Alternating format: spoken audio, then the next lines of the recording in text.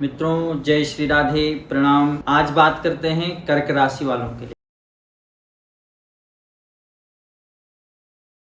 कर्क राशि मासिक राशिफल मई 2023। कर्क राशि में मंगल का संचार होने वाला है 10 मई के बाद, यानी 10 मई तक तो यह मिथुन राशि में रहेगा और 10 मई के दिन यह आपकी राशि में कर्क राशि में आ जाएगा। आपके दशमेश और पंचमेश का यह स्वामी है। जो दशम घर है आपका और पांचवा जो घर है उनका स्वामी मंगल है और मंगल आपकी राशि में आ रहा है, आपके लगन में आ रहा है, तो कहीं ना कहीं ये कुछ बदलाव लाने का प्रयास करेगा। पंचम भाव संतान का स्थान होता है, विद्या का स्थान होता है, तो संतान पक्ष से अगर किसी का बच्चा होने वाला है या कुछ ऐसा योग बन रहा है तो उनको भी बहुत सावधानी बरतने की कोशिश करनी चाहिए और बहुत सावधानी बरतनी चाहिए, क्योंकि मंगल जो है रक्त विकार वाला ग्रह है, रक्तचाप कराने वाला है। तो आपने स्वास्थ्य का ध्यान रखना है जिससे गर्भ में जो बच्चा है वह स्वस्थ रहे और अच्छा रहे। मंगल इन सब चीजों को प्रयास कर सकता है। और दूसरा जो दशम स्थान है उसका भी स्वामी है, वहां पहले से ही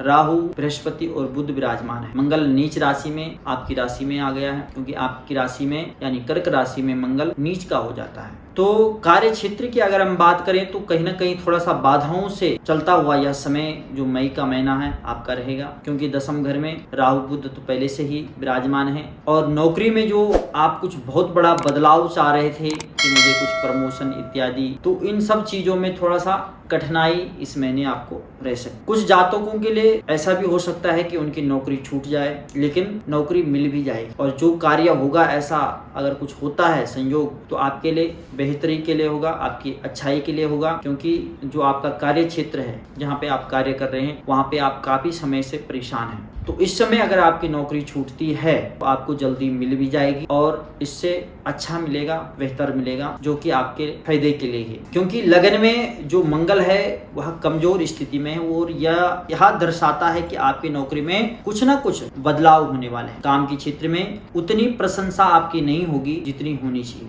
जितनी आप मेहनत कर रहे हैं, क्योंकि आप मेहनत बहुत ज्यादा करते हैं और करते रहेंगे, लेकिन उस हिसाब से आपको उतना अच्छा रिजल्ट नहीं मिलने वाला। अगर आप बिजनेस कर रहे हैं तो आपके जो प्रतिद्वंदी हैं वहाँ आपके सामने बिल्कुल एक पहाड़ के समान बिल्कुल आमने सामने आ जाएंगे और आपसे प्रतिस्पर्धा का एक माहौल सा बन जाएगा। तो कर्क राशि वालों के लिए यही सलाह दी जाएगी कि बिजनेस में हो चाहे नौकरी में हो, अगर आपका समय ठीक चल रहा है, चाहे भले स्लो चल रहा है, तो इस समय को अभी थोड़ा सा निकालो। भले जो बिजनेस में आपकी जो कार्य की रफ्तार है वह धीमी रहे, लेकिन उसको चलना चाहिए। अगर आप उसमें बेवजह कुछ ऐसा बदलाव लाते हैं तो आपको नुकसान भी हो सकता है, नुकसान भी झेलना पड़ सकता है।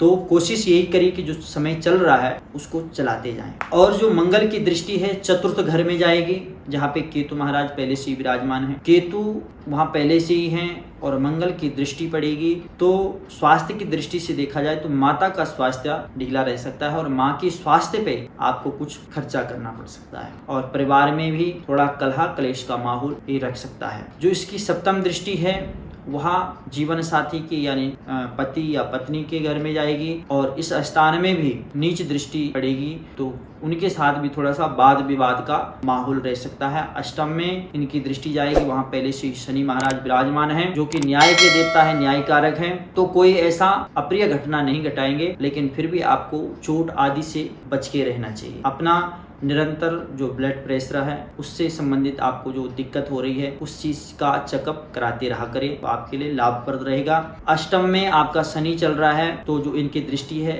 उनकी भी कर्म स्थान में यानी 10वें घर में इनकी भी दृष्टि रहेगी, जो कि वर्तमान समय में क्योंकि मंगल पहले ही नीच का हो रखा, तो ये आपके नौकरी के लिए, कार्य क्षेत्र के लिए ये भी उतना अच्छा नहीं है। जो सप्तम दृष्टि शनि की रहेगी वहाँ धन भाव में रहेगी, जो कि अच्छा है क्योंकि शनि अपनी राशि का है। और जो कर्म स्थान में दृष्टि पड़ रही वहाँ नीच घर में यानी नीच राशि में उनकी दृष्टि पड़ रही, तो वो इसलिए अच्छा नहीं माना जाएगा। दसम जो दृष्टि पड़ेगी शनि की वहाँ पंचम घर में पड़ेगी, विद्यार्थियों के लिए या संतान पक्षी के लिए सामान्य रहेगा, क्योंकि शनि जो है आलस्य देता है और आलस्य से आपको बचना चाहिए। बृहस्पति की बात करें तो बृहस्पति एक ऐसा पॉजिटिव ग्रह जो आपकी दशम घर में बैठ रखा है, 10वें स्थान में बैठ रखा है, भले यह भाव के अनुसार यह नीच का है, क्योंकि दशम घर में या लाल किताब के अनुसार इसको नीच का माना जाता है। लेकिन जो बृहस्पति है आपका षष्ठेश और भागीश का स्वामी है बृहस्पति, जो कि कर्म स्थान में बैठ गया है। जो इनकी दृष्टि है आपके धन भाव में रहेगी, जो कि अच्छा है। और जो 7वीं दृष्टि रहेगी आपके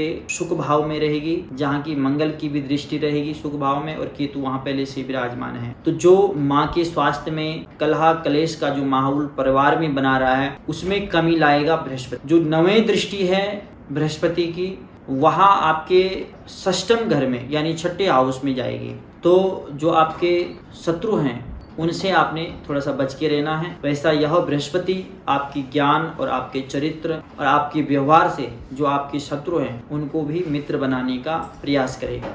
जो अब शुक्र ग्रह की बात करते हैं तो 2 मई के दिन जो है शुक्र आपका मिथुन राशि में आ जाएगा। उससे पहले यहाँ आपके लाभ स्थान में विराजमान थे, और 2 मई के बाद यह आपके द्वादश घर में आ जाएंगे। द्वादश घर खर्चे का घर होता है। खर्चा तो ये कराएगा, लेकिन यह शौक मौज में या घूमने फिरने में या घर में कोई ऐसी वस्तु आएगी जो हम व्यवहारिक जीवन में सुख सुविधा के जो सामान हैं उन सब चीज़ों में यह खर्चा कराएगा आपका। आपने लेफ्ट यानी बाईं आंख का विशेष ध्यान रखना है, क्योंकि उसमें भी इसका प्रभाव रहेगा। आंखों का खास करके ध्यान रखना पड़ेगा। बाकी हर क्षेत्र के लिए, घूमने के लिए, यात्रा के लिए जो भी आपकी यात्रा रहेगी वह सुखप्रद रहेगी, लाभप्रद रहेगी। विदेश जो लोग जाना चाहते हैं तो उनके लिए यह एक बहुत बड़ा संयोग है, बहुत बड़ा योग है। शुक्र जो है आपका लाभ का और सुख भाव का स्वामी है। सुखेश और लाभेश जो कि द्वादश घर में बैठ गया, लेकिन अपने मित्र की राशि में आया है, बुध की राशि में आया है।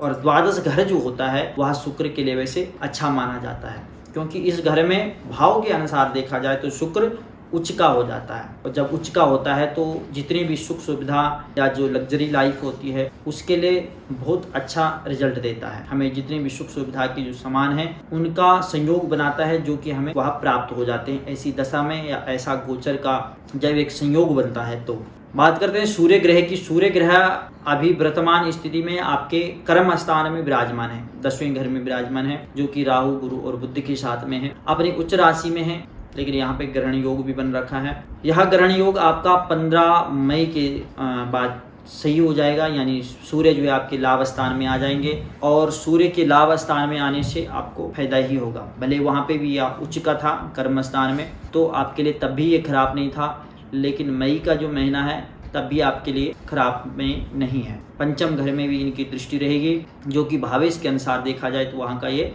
स्वामी माना जाता है। लाभ स्थान में सूर्य आ गए हैं तो आपको सरकार से जो आपका कोई कार्य ऐसा अटका पड़ा हुआ है उससे आपको लाभ हो सकता है। गवर्नमेंट जो करना चाहते हैं, अप्लाई किया हुआ है, तो उसमें भी आपका एक बहुत अच्छा संयोग बना सकता है। सूर्य के द्वारा आपको लाभ हो सकता है। बात करते हैं केतु ग्रह की, तो केतु ग्रह चतुर्थ घर में बैठ रखा है, भाव में बैठ रखा है, तो सुख को थोड़ा सा कहा जाता है कि आराम को हराम में बदल सकता है, क्योंकि यहाँ पे मंगल की भी दृष्टि है।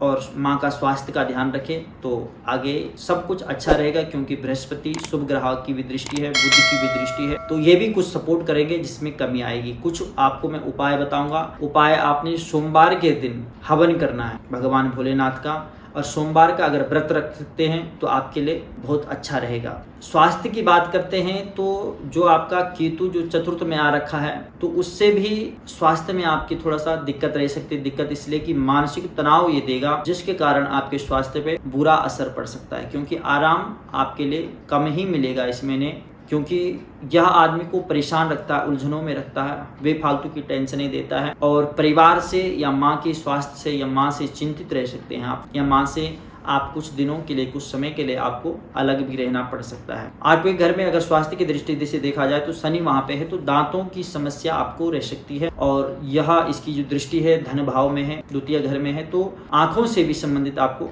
दिक्कत रह सकती है। जातक अपनी सेहत का विशेष करके ध्यान रखें, क्योंकि ऐसी स्थिति में आदमी जो भी जातक जातिका हैं अपने स्वास्थ्य से संबंधित ऐसा उसको असुरक्षित महसूस होता है, उसको एक डर सा लगा रहता है और अपनी स्वास्थ्य की एक चिंता बनी रहती है। 8वें घर में जो शनि है वह जो उनकी दृष्टि है धन भाव में है, वहाँ परिवार का दूसरा घर होता है, वह परिवार का भी घर होता है। तो वहाँ पे भी आपने तालमेल बना करके रखना है, क्योंकि आपके परिवार में भी थोड़ा सा कलह क्लेश का माहौल बना सकता है या तालमेल को ऊपर नीचे कर सकता है, असंतुलित कर सकता है। तो उसमें भी आपने विशेष ध्यान रखना है। और जो मैंने आपको उपाय बताए हैं, क्योंकि जो आपकी राशि का स्वामी है वह चंद्रमा है। चंद्रमा बदलता रहता है, कहा जैसे ज्योतिष के अनुसार देखा जाए तो 2 दिन 6 घंटे में यह राशि परिवर्तन कर देता। तो जो आपका राशि का स्वामी है वह चलायमान है, उसकी गति बहुत तीव्र है, बहुत जल्दी जल्दी जो है, जितना सूर्य 1 महीने में एक राशि को पार कर देता है, उतने समय में यह चंद्रमा 12 राशियों को पार कर लेता है। तो चंद्रमा जो आपका राशि का स्वामी है, यह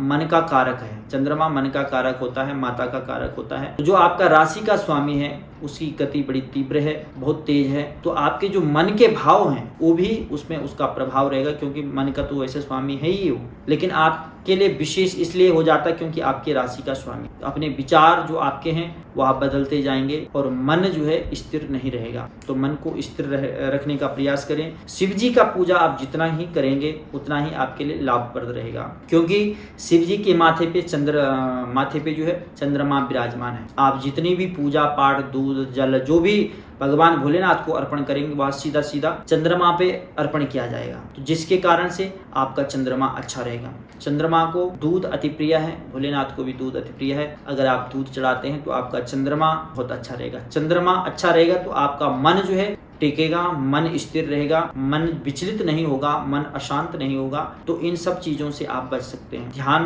का प्रयास करें, जितना ही आप ध्यान करेंगे उतना ही आपका मन अच्छा रहेगा। हमेशा आपको अपने चंद्रमा को बल देना चाहिए, जिसके कारण से आपको लाभ होगा। अन्य ग्रह चाहे कितनी भी खराब स्थिति में हो, लेकिन अगर आपका चंद्रमा अच्छा है, मन आपका अच्छा है, तो सब कुछ अच्छा हो सकता है। और अगर चंद्रमा ही खराब है, आपका मन ही खराब है, चाहे ग्रह हो या सब कुछ सुख सुविधा हो, फिर भी आपको अच्छा नहीं लगे। तो इसको अच्छा बनाने के लिए अपने चंद्रमा को आप अच्छा करिए, शिव जी की उपासना करिए। शिव जी की उपासना से आपको सब कुछ प्राप्त हो सकता है। सोमवार के व्रत रखिए, उससे आपको बहुत फायदा होगा। यह जो महीना है मई का महीना आपके लिए शुभ रहे। इन्हीं शब्दों के साथ आज के लिए इतना ही।